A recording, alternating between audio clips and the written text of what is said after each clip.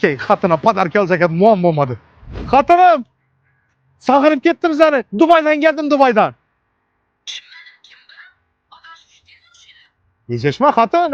Ben soğuş tutman. Uyda mısın? Geldim ben evye. Xatınım. Xatınım. Akası.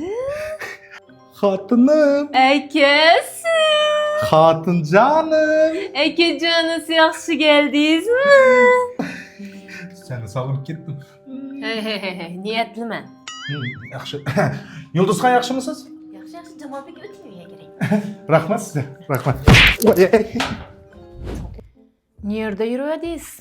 Şunçalı vaqtdan bana. Ben Dubai'ye gitmedim ku. Neçalı vaqa gitmediniz? Başta bir hafta demedim. Azın çay buldu. 6 ay oldu hatun.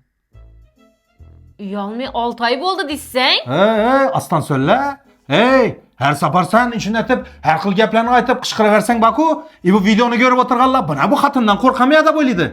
Men seni yaxshi ko'raman xatinim. Seni hurmat etaman, to'g'rimi? Doğru. Sana baku. Zo'r podarkalarni ekkajak edim. Zo'rg'a noskiga pul topdim. Sovuq ekan u ham. Dubay'da ne iş ettiniz? Dubayda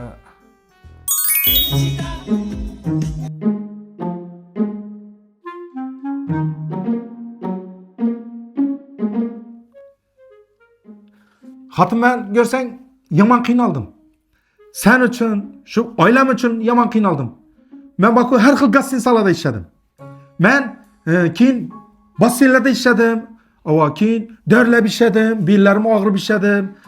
Keyin ben xorib ketdim ondan. Har xil qizlar kelib, "I'm sorry, what is your name?" deb aytdim. Yalla habibi deb beraman. Yalla habibidan birga sarena dani. Onda xorib ketdim, shuncha yanına geldim xotin. Seni yaxshi ko'raman. Yaxshanmasini qo'ying. Bunga neminchalik yopishib yotibsiz, Mekkem. Xotin, bu bizani kelajagimiz, bizani boyatadi. Ey, maqara, endi ishi. Ey, eldima chiqqan libboyni jart. İkisidan bir xil ekan.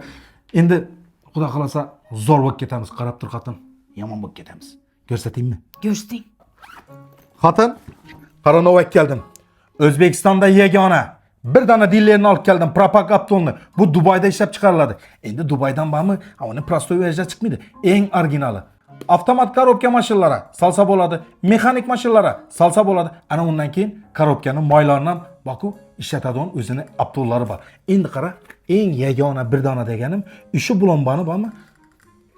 Propak kompaniyadan boshqasi hech kim ishlab bilmaydi. Eng zo'ri, eng sifatlisi Propak. Ben o'yladim ki ekesi bana bir duhi puhiye geldiniz mi demedim. Ama ben işletemem bunu.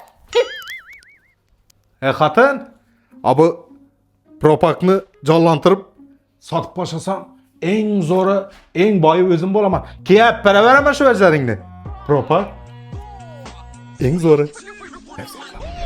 Gotta catch another fight. Yeah. The apple bottom make 'em wanna bite. Yeah.